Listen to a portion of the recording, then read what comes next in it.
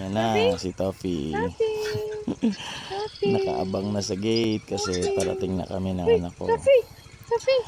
Talagang sobrang lambing ng asong to. Nakakawala ng stress. Ito talaga, ganito talaga siya palagi kapag dumarating na ako sa bahay. Ayan, tatalon-talon na yan. No? Hindi talaga. kahit ano na lang ginagawa niya para mapansin niya, no?